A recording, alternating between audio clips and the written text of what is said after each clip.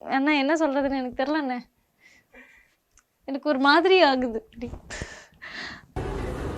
அதுக்கு ஒண்ணும் வேணாம். ஓகே,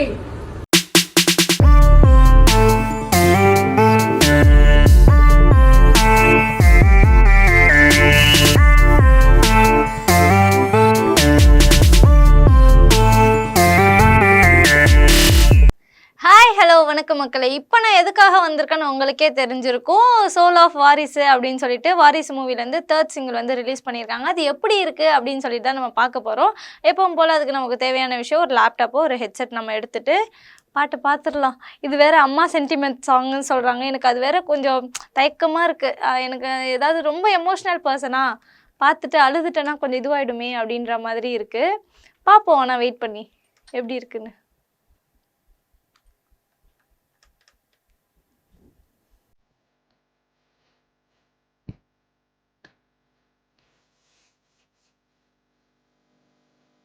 விஜய்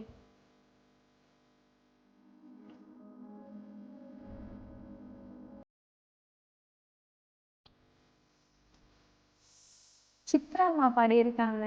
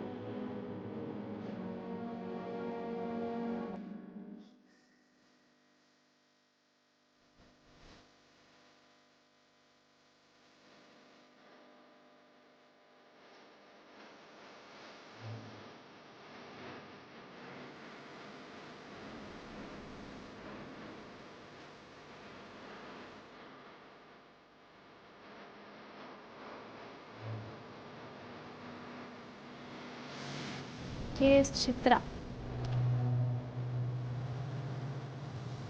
விவேக் லிரிக்ஸ் வரல.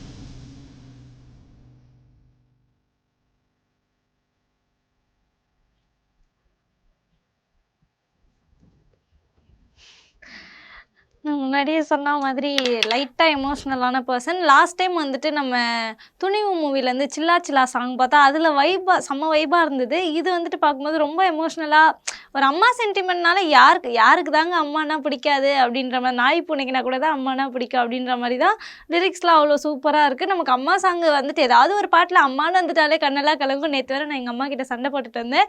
அதனால இந்த பாட்டை கேட்டோன்னே சரி நீ போய் அடி வாங்க தொட்டப்பக்கட்ட செருப்படி எது வாங்கினாலும் பரவாயில்ல அம்மா கிட்ட பேசிடணும் அப்படின்னு சொல்லிட்டு இந்த பாட்டை பார்த்தோன்னே தோணுச்சு.